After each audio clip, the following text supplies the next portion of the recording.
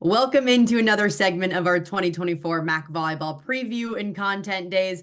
I'm Emily Ehman and so excited to be joined by Eastern Michigan head coach Kevin Foeman. Coach, how's it going? How are practices so far?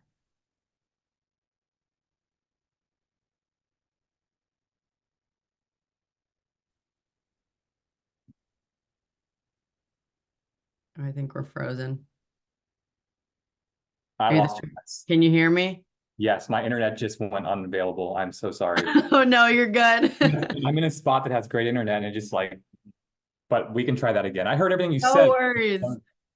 I was like, oh no, I hope this isn't me. Honestly, better in the beginning than throughout the middle, so whatever. I think we're okay now. Okay, perfect. If it pauses again, just let me know. And we can like start over a question or pick up where we left off too, because I think the editors can kind of splice around it. So just let me know if that happens again and we'll get that sorted out. Yeah, perfect. Thank you. All right. Take two. Here we go. 3, 2, 1. Welcome into another segment of our 2024 MAC Volleyball preview and content days. I'm Emily Ehman and so excited to be joined alongside Eastern Michigan head coach Kevin Foeman. Coach, how's everything going? Practices going well? Really well. Yeah, I'm super pumped. It's been awesome. Good. Well, I want to get into your background a little bit. You're entering your second season at the helm of the program. And before we dive into the team, let's talk about your coaching background because it's really interesting to me. You've coached at so many different levels. I know you were also formerly an incredible baseball player. You were inducted into the Mary Washington Athletics Hall of Fame in 2018, where you had an outstanding career, obviously. You played in the minors for a few years. So going back, how'd you make the transition to coaching volleyball? Like year 4 of playing after college. So like year 4 of playing professional baseball. I was never going to make it to the big leagues. I may have had a chance, but one of my best friends, we went to college together. He's a baseball guy, but he's also a big volleyball guy. I didn't ever really get into it. I played volleyball. I know volleyball, but one trip we were on the beach. We're taking a beach trip during one of my off seasons, and he's like, "Hey, let's go out and pepper." I'm like, "Okay," and we kind of go out and pepper, and then I'm instantly hooked. And I'm just playing a lot of outdoor, a lot of beach, a lot of grass. I get kind of good, and from there, I start getting introduced to the indoor game.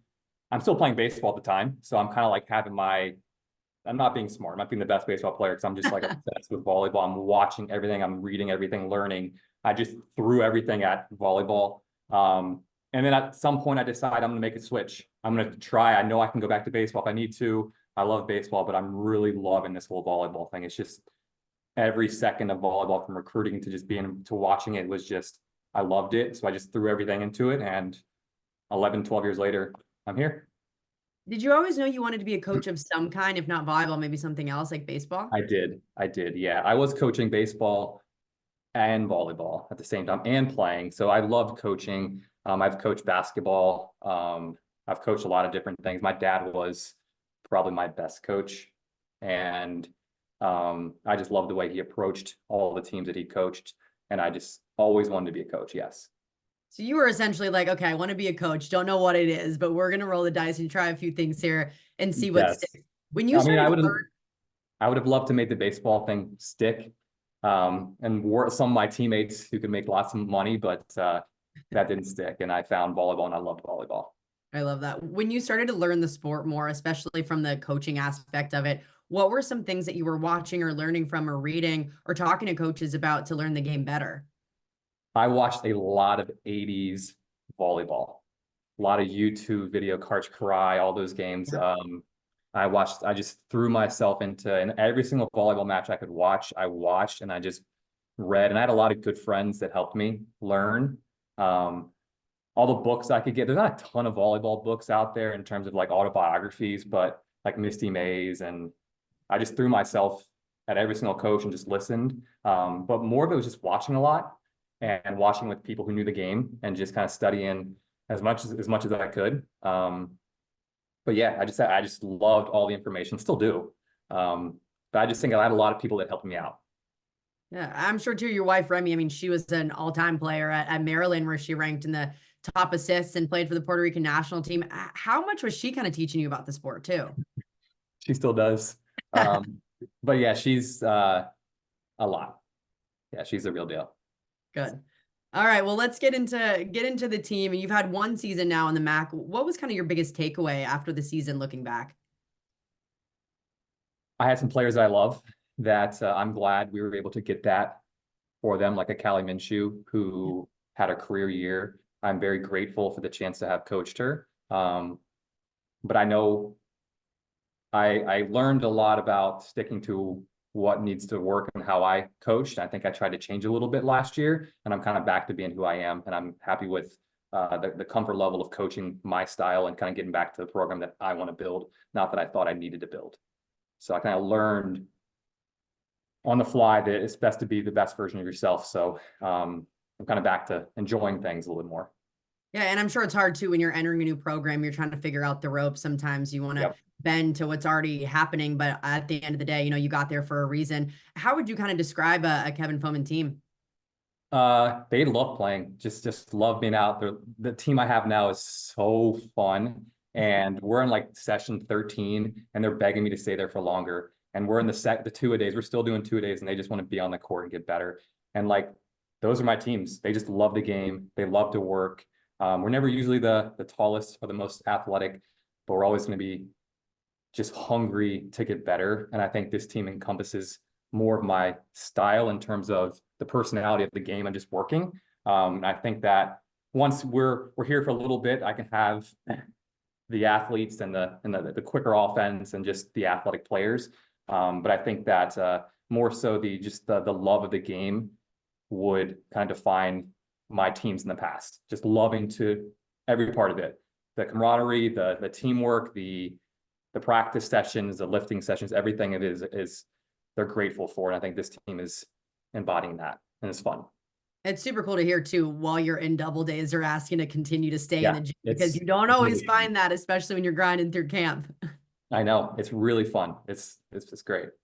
Well, good. Let's dive into the team a little bit. I mean, you essentially have an entire new team, so Yep. many new faces. You hit the transfer portal hard, 7 transfers, 7 freshmen, so 14 new players. What excites you most about this group coming in? That's a tough question.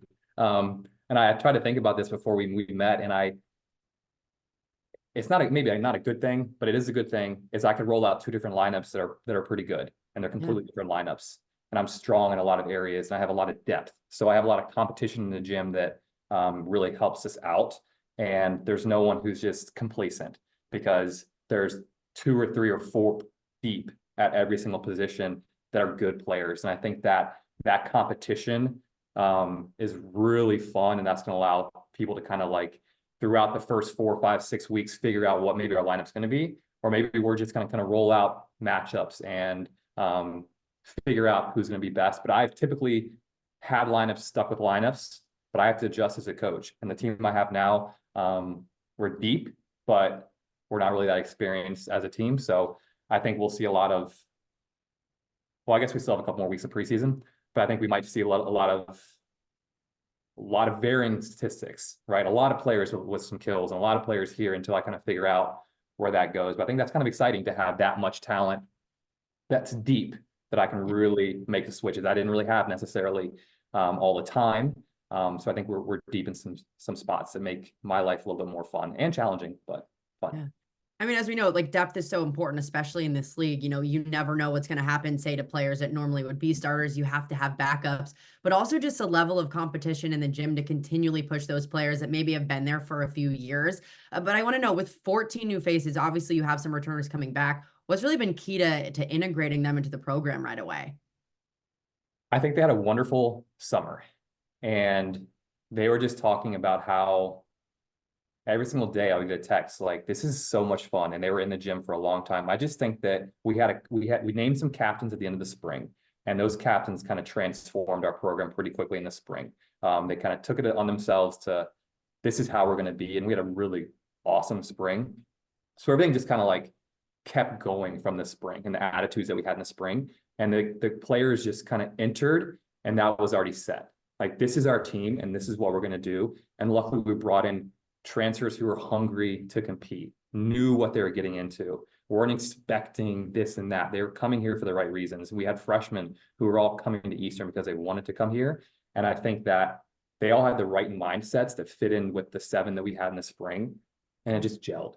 And that's for me, I haven't done a ton besides just let it go because they already built that over the summer. They were doing so much together over the summer that I was very impressed with because they were always going to a Tigers game or they were going to a Lake House, the entire team, all 21 of them. And you don't necessarily always see that. So I think they kind of bought into just being a team. And we just did a week-long team building workshop where a guy was here coming to practices and they were doing 2 days of practice and then doing 2.5, 3 hours with the team building stuff. So, and they were just loving it. So they were spending the entire day here. And usually you spend that much time, you're going to have people dragging. These players were just eating it up.